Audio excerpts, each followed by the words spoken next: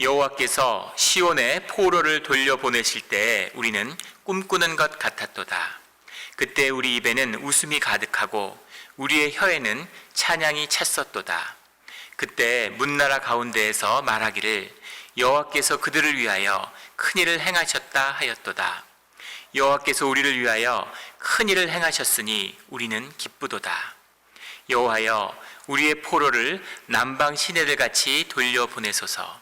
눈물을 흘리며 씨를 뿌리는 자는 기쁨으로 거두리로다. 울며 씨를 뿌리러 나가는 자는 반드시 기쁨으로 그 곡식단을 가지고 돌아오리로다. 아멘.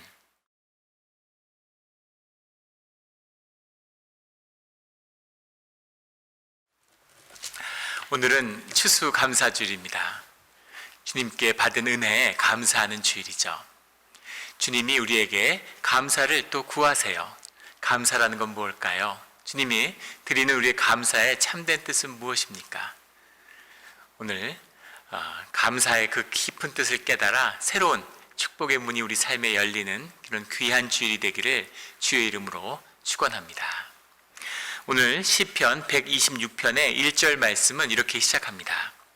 여호와께서 시온의 포로를 돌려보내실 때 우리는 꿈꾸는 것 같았도다. 포로기에 있었던 바벨론의 포로로 간 그 백성들이 돌아오는 주님을 향한 그 기쁨의 찬송입니다. 시온의 포로를 돌려보내실 때 우리는 꿈꾸는 것 같았도다. 도저히 끝날 것 같지 않은 70년이 계속된 노예 생활을 끝내고 이제 회복된 예루살렘의 성전을 기억하며 돌아오는 그 주님을 향한 고백이죠. 우리는 꿈꾸는 것 같았도다. 이게 삶인지 살아있는 생신지 꿈인지 구분이 되지 않는 꿈꾸는 것 같은 그런 기쁨을 호소하는 것이죠. 고백하는 것입니다. 그런데 그 기쁨을 고백하는 포로의 기화는 한 번에 이루어지지 않았습니다. 오늘 4절 말씀에 보면 남방 시내들 같이 포로를 돌려보내소서라는 고백이 나오죠.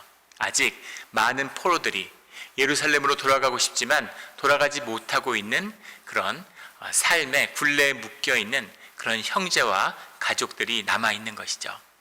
주님께 받은 은혜에 감사드리지만 여전히 우리의 마음 가운데는 주님을 향한 간구의 제목이 있습니다.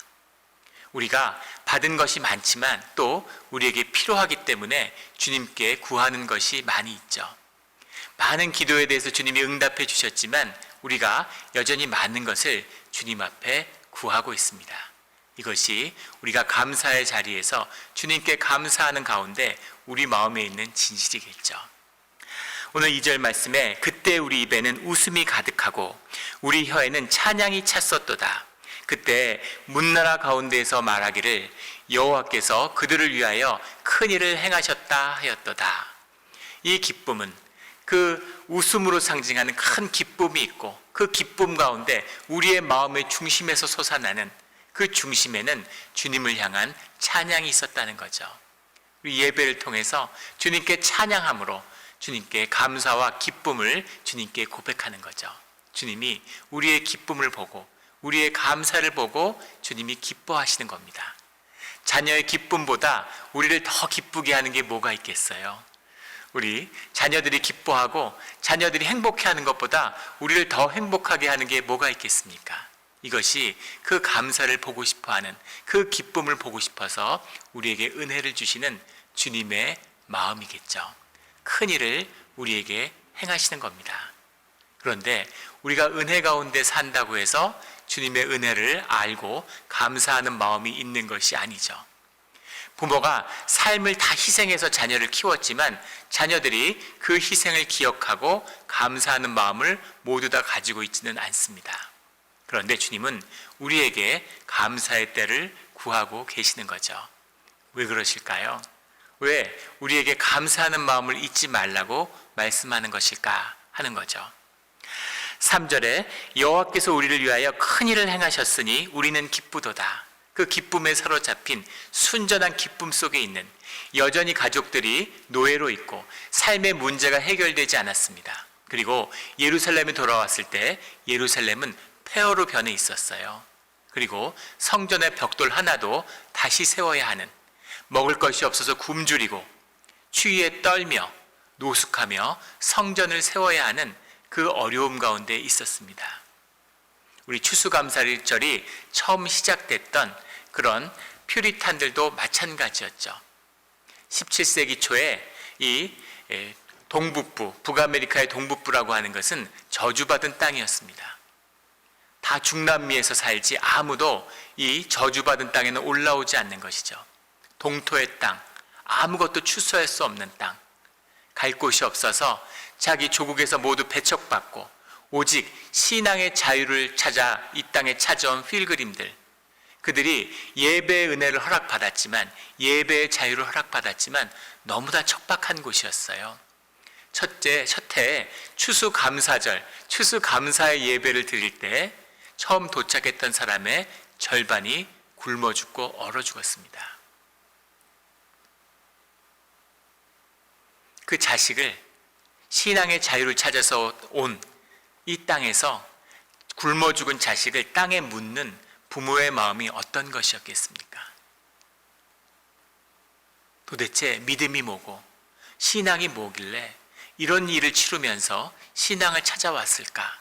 이런 마음이 들지 않았을까요? 주님 살아계시다면 어떻게 이런 일이 있을 수가 있습니까? 주의 자녀들이 어떻게 이런 일을 겪을 수가 있겠습니까? 하고 주님을 향한 원망의 마음도 조금은 있지 않았을까요? 그런데 그 주님을 향한 그 첫 해의 수확을 가지고 그것을 주님께 드리며 감사하는 마음으로 주님을 높이며 기쁜 마음을 그 10년 가운데 찾았다는 것이죠. 그 기쁨에 사로잡힌, 폐허로 변해버린, 노예로 살다 돌아온 그 땅에서 얼마나 기뻤는지, 우리를 위하여 큰 일을 행하셨으니 우리는 기쁘도다. 우리는 기쁩니다, 주님. 주님이 이런 은혜를 주셔서 너무 기쁩니다. 이런 고백을 드리고 있는 것이죠. 이것이 거짓이었다면, 종교의 껍데기였다면 이것은 금방 썩어지고 사라졌을 것입니다. 그런데 이것이 진실이었기 때문에 이것이 지금도 남아서 이 미국이란 나라가 세워지고 우리가 오늘도 이 감사의 절기를 기억하고 있는 것이죠. 우리가 받아야 할 신앙의 유업이 무엇인지, 우리가 주님께 돌려야 할 감사의 뜻이 무엇인지를 주님이 우리에게 말씀하고 계시는 거죠. 4절에 여호와여 우리의 포로를 남방 시내들 같이 돌려보내소서. 이 남방이라고 하는 건 네게브의 사막을 이야기하는 거죠. 팔레스타인 지역의 사막인데 물 한 방울 없이 완전히 척박하게 말랐다가 겨울이 오면, 이 시즌이 오면 비가 내리기 시작하는 겁니다. 겨울비가 내리기 시작하면 언제 그랬냐는 듯이 그 강물에 물이 가득하고 생명이 넘치는 거죠. 그러면 그 물을 끌어다가 새해의 농사가 시작되는 겁니다. 완전한 반전이죠. 물 한 방울 없을 것 같고 아무 은혜도 없을 것 같은, 변화도 없을 것 같은, 그냥 이렇게 살다가 끝날 것 같은 삶 가운데 반전이 있다는 겁니다. 이것이 우리 신앙에 숨겨진 비밀이죠.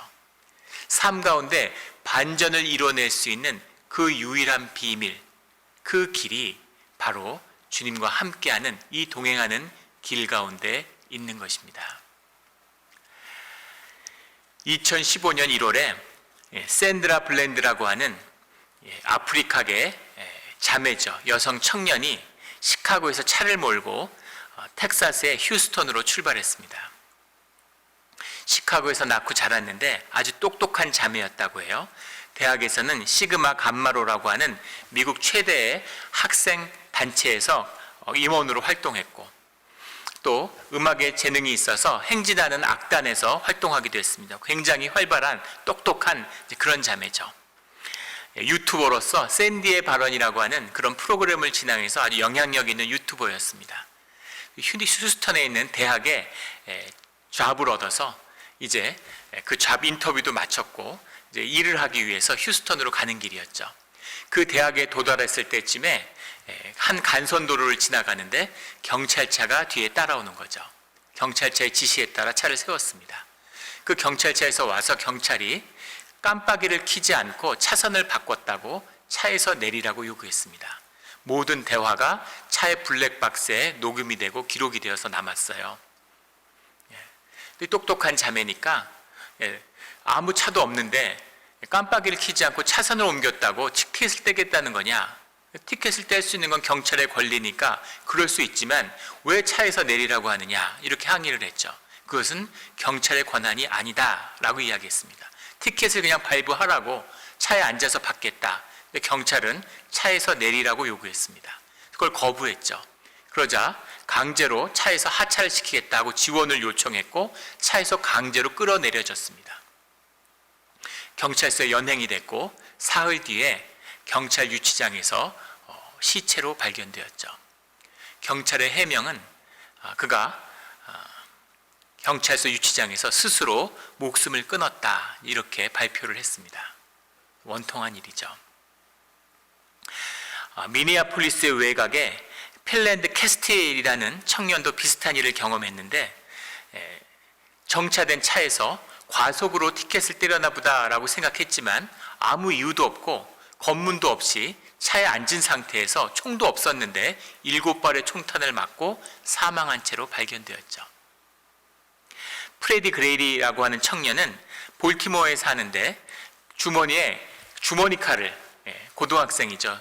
이 주머니에다가 주머니 칼을 갖고 있었다는 이유로 경찰에 연행됐는데 그 다음날 부모가 찾아갔을 때는 혼수 상태에 빠진 상태로 발견됐고 며칠 뒤에 목숨을 잃었죠. 윌터 스콧이라고 하는 청년은 사우스 캐롤라이나에 살았는데 후미등이 고장났다는 이유로 정차가 된 상태에서 총에 맞아 숨졌습니다. 등에 총을 맞았죠. 이들은 다 공통점이 있습니다. 모두 다 흑인이었다는 거예요. 아프리카계 미국인이었다는 점입니다. 그래서 그 인종의 갈등에 불이 붙었죠. 아프리칸이기 때문에 미국에서 이런 처벌을 받는다 이렇게 얘기하는 거죠. 인종차별에 항의하는 모든 사람은 이렇게 주장합니다. 1년에 1200여 명의 흑인들이 매년 미국 경찰들이 쏜 총에 맞아 죽는다고 이렇게 이야기를 하죠. 그런데 미국 경찰에서는 1200명의 아프리칸들이 총에 맞아 죽지만 동시에 2400명의 코케시안들이 백인들도 총에 맞아 죽고 있다 이렇게 얘기하죠. 2배가 넘는 숫자라고. 그러면 인권단체에서는 그 실제 사망한 것을 따져보면 3배가 넘는다. 아프리칸들이 총에 맞은 확률이 3배가 넘는다고 얘기하고 경찰에서는 아프리칸들의 범죄 비율이 코케이션의 10배가 넘기 때문에 실제로는 따져보면 가중치를 주면 3분의 1밖에 안 된다 희생률이 그렇게 반박을 합니다. 답이 무엇인가를 떠나서 해결책이 무엇일까요? 이 안타까운, 이 정말 애통한 이 죽음들, 그 죽음에 대한 답이 뭐냐는 거죠. 도대체 수천 명의 총에 맞아 죽는 미국에서 살아간다는 건 뭘까 하는 겁니다. 경찰에서는 1년에 150여 명의 경찰들이 범죄자들의 총에 맞아 죽는 것이 또한 미국이라고 항변을 하죠. 지난달에 있었던 사건입니다. 딜런 해리슨이라고 하는 한 청년이 미국의 경찰이 되었어요. 이 코케이시안 백인 청년이죠. 이런저런 일에 전전하다가 결혼을 하고 아이가 태어나서 그 아이를 위해서 이제 안정된 직업을 갖기 위해서 열심히 노력하고 공부해서 경찰이 된 거죠. 집에서 6개월 된 딸아이하고 놀아주다가 그 여자아이에게 입맞춤을 하고 아빠가 경찰로 첫 출근을 한 겁니다. 그래서 첫 순찰을 돌았는데 총에 맞아서 숨졌습니다. 검문을 한 것도 아니고 누굴 잡은 것도 아니에요. 왜 죽었는지 누가 죽였는지 알 수 없는데 그냥 순찰을 돌다가 총에 맞아 죽은 것이죠. 이것이 우리가 사는 미국의 모습입니다. 정말 악마 같은 경찰들이 세상의 법 질서를 어지럽히고 있는 걸까요? 아니면 너무 범죄가 많아서 경찰이 정말 최소한의 차악으로 이렇게 질서를 유지하고 있는 것에 감사해야 되는 걸까요? 이 삶을, 미국에서의 삶이 어떤 것인지 우리가 이것을 어떻게 감당할 수 있는지 헤아리기 힘들죠. 이런 폭력은 점점 더 기승을 부리고 있습니다. 그런데 오늘 우리가 나누려는 또 하나의 이야기는 좀 다른 이야기죠. 우리 교회에 성도님이, 한 집사님이 고백하신 이야기예요. 그 말씀이 가슴을 참 울렸습니다. 처음에 이민 와서 너무너무 힘들고 고생하고 하루에 2잡, 3잡을 뛰어야 되는 그런 어려운 시기였는데 가족 중에 아픈 사람이 있었다는 거죠. 그래서 병원을 저녁에 병원도 다녀야 했다는 겁니다. 저녁은 병원에 가서 병간호를 하고 가족에, 낮에는 일해야 되고 너무너무 고달프고 힘든 삶이었는데 저녁 때 차를 몰고 병실을 찾아가는데 피곤하고 졸린 거죠. 잠이 들었는지도 모르고 졸면서 운전을 하다가 차가 차선을 이탈해서 계속 차가 왔다 갔다 했던 것 같아요. 그러니까 뒤에서 경찰차가 쫓아오더라는 겁니다. 밤중에 얼마나 무서웠겠습니까? 경찰이 찾아왔고 차를 세웠는데 경찰이 오더니 그 집사님한테 무슨 일이냐, 중앙차선을 계속 넘었다고 얘기해 주시더래요. 그러면서 있던 일을 얘기하고 너무 피곤해서 이렇게 졸았다고. 그러니까 경찰이 뭐라고 얘기하냐면 너무너무 피곤하고 힘들 때는 좀 쉬는 게 좋다고 이러면서 여기서 조금 자다 가라고, 너무 졸리니까. 그리고 갓길에서 또 지방 도로에서 갓길에서 차를 세워놓고 잔다는 건 굉장히 위험하죠. 그래서 그 자는 동안에 뒤에서 지켜주겠다고 경찰이 뒤에서 전도동을 켜고 그 차를 깜빡이를 켜고 집사님이 잠을 자는 걸 지켜줬다는 겁니다. 집사님이 깨어나니까 에스코트해서 가라고 하고 경찰은 떠났다는 거예요. 근데 집사님이 차를 몰고 가면서 야, 세상에 이런 일이 다 있을 수가, 이렇게 착하고 이런 천사 같은 경찰이 있을 수가. 근데 마음속에 경찰이 아니고 천사가 아닐까? 이 시간에 이런 외진 곳에 경찰이 어떻게 있으며 세상에 경찰이 이렇게까지 선하고 착할 수가. 그래서 경찰의 모습을 하고 주님이 보내주신 그런 천사가 아닐까, 그런 마음이 들었다고 그런 고백을 들었어요. 경찰 중에 악마도 있고 천사도 있는 걸까요? 천사와 악마는 우리 마음 가운데 모두 있죠. 똑같은 시간대, 똑같은 삶의 자리에서 우리의 고달픈 인생을 살아가고 있습니다. 그런데 밤에 경찰이 차를 불러 세웠는데 누구는 그것이 삶의 마지막이 될 수도 있고 누구는 평생 잊을 수 없는 은혜의 기억이 되기도 하는 거죠. 무슨 차이가 이렇게 만들었을까요? 인종일까요? 지역일까요? 세대일까요? 아니면 무슨 우리가 전생에 지은 업 때문일까요? 업보 때문일까요? 아니면 우리 안에 있는 분노 때문에 그런 것을 끌어당기는 걸까요? 분명한 것은 그 모든 것이 주님의 은혜라고 하는 것입니다. 세상에 바다를 살고 있는 악한 세상 가운데 호수의 바다 위를 주님을 바라보며 믿음으로 걸어가는, 우범지대에 살아도 천사를 만나고 은혜를 경험할 수 있는 그 은혜의 비밀, 이것이 주님이 함께 하시는 비밀이죠. 오직 은혜입니다.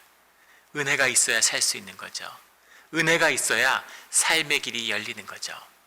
그러면 어떻게 은혜가 소멸하지 않고 주님과 함께하며 은혜를 누리며 살아갈 수 있을까? 그 말씀이 오늘 5절 6절의 말씀입니다. 눈물을 흘리며 씨를 뿌리는 자는 기쁨으로 거두리로다.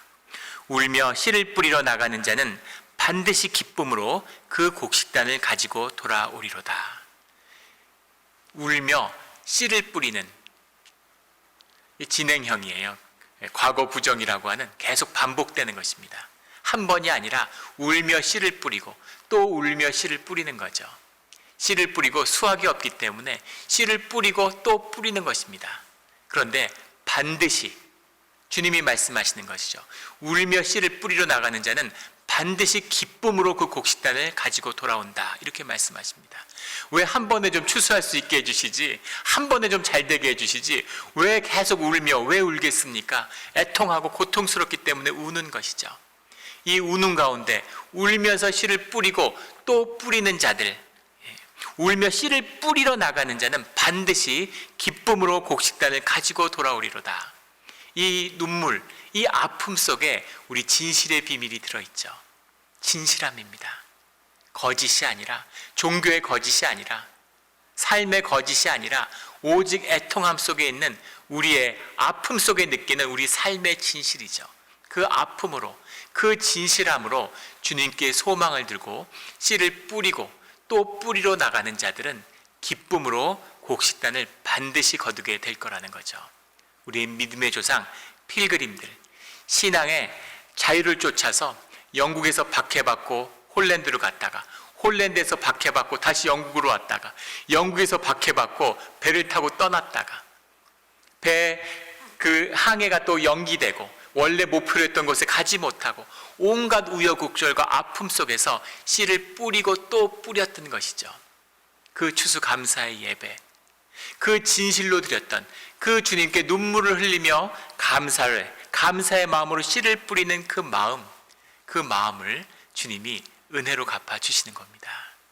눈물로 씨를 뿌리러 나가는 자는 반드시 기쁨으로 곡식단을 가지고 돌아오리로다. 이 눈물과 씨를 뿌리는 우리의 진실함이 주님의 은혜가 떠나지 않고 우리와 함께하는 비밀이죠. 이 은혜가 오늘 우리에게, 이 은혜가 우리의 자녀들에게, 이 은혜가 이 땅에 끊어지지 않고 풍성하게 넘치는 그런 축복이 함께하기를 예수 그리스도의 이름으로 축원합니다. 기도드리겠습니다. 하나님 아버지, 감사합니다. 주님을 믿고 주님께 의지해서 이 고달프고 아무 삶의 기쁨과 소망이 없을 것 같은 이민살이를 살아왔습니다. 매일 반복되는 일상 가운데 우리가 생존을 넘어서 무슨 삶의 의미가 있나, 이런 어려운 마음도 있었습니다. 그러나 눈물을 흘리며 그 아픔을 외면하고 그 아픔을 속이는 것이 아니라 눈물을 흘리며 씨를 뿌리고 또 씨를 뿌리는 자는 반드시 곡식단을, 추수의 때가 옴을 말씀하여 주시니 감사합니다. 기쁨으로 곡식의 단을 들고 돌아오는 우리와 우리의 자녀들이 되게 하여 주시옵소서. 감사드리며 예수 그리스도의 이름으로 기도드렸습니다. 아멘.